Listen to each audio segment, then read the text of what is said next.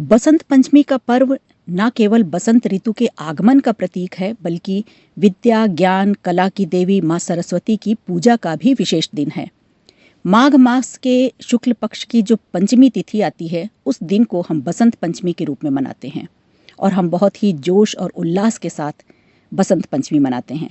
आप तो जानते ही हैं कि हमारे देश भारत में 6 मुख्य ऋतुएं हैं, जिसमें से बसंत ऋतु को सबसे श्रेष्ठ ऋतु माना जाता है।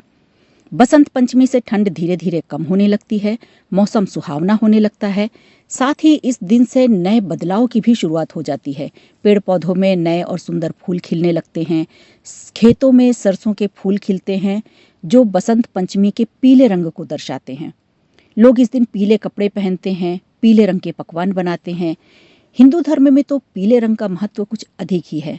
अगर हम वैज्ञानिक दृष्टिकोण से भी देखें तो इस रंग को बहुत ही महत्वपूर्ण माना गया है। ये रंग डिप्रेशन दूर करने के लिए सबसे अच्छा माना जाता है।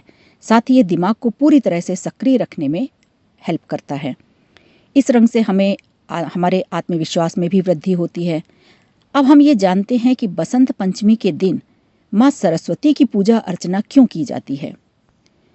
पौराणिक कथाओं के अनुसार अगर हम देखें तो जब भगवान ब्रह्मा जी ने सृष्टि की रचना की तो सृष्टि में कुछ संगीत नहीं था, कुछ शोर नहीं था, कुछ आवाज़ नहीं थी। भगवान ब्रह्मा जी की जिह्वा से सरस्वती जी प्रकट हुई।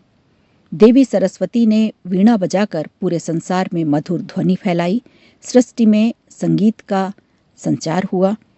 तभी से सरस्वती जी को ज्ञान, संगीत और कला की देवी माना जाने लगा।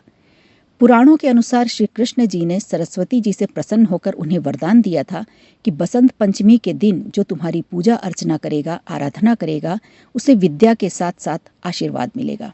इसलिए इस दिन को हम माँ सरस्वती की जयंती के रूप में मनाते हैं। बसंत पंचमी के दिन हम सरस्वती जी की पूजा करते हैं, विधि विधान से पूजा करते हैं। पूजा में पीले वस्त्र, पीले फूल और तिल अर्पित करते हैं। माँ सरस्वती के चरणों में वीणा और पुस्तक रखना हम शुभ मानते हैं। इस दिन लोग माँ से ज्ञान और विद्या की प्राप्ति के लिए आशीर्वाद लेते हैं और ये दिन विद्यार्थियों के लिए तो बहुत ही शुभ माना जाता है।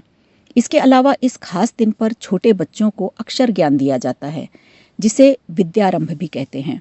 आज के दिन छोटे बच्चों की जिह्वा पर ओम लिखकर विद्यारंभ की शुरुआत की जाती है। वैसे भी हम हमेशा ये मानते हैं कि हर किसी की जिह्वा पर माँ सरस्वती 24 घंटे में किसी भी समय विराजमान होती हैं। ऐसा इस संदर्भ में कहा गया है कि हमें अपने मुख से केवल अच्छी बातें ही बोलना चाहिए, क्योंकि एक दिन में किसी भी समय माँ सरस्वती आपके मुख में स्थित हो सकती हैं। इसलिए मीठा बोलें, प्यार से बोलें, जिससे किसी के दिल को ठेस न पहुँचे। आप सभी को बसंत पंचमी की बहुत बहुत शुभकामनाएं और बधाई। वीडियो अच्छा लगा हो तो लाइक कीजिए, शेयर कीजिए और कमेंट बॉक्स में हमें ज़रूर बताइए।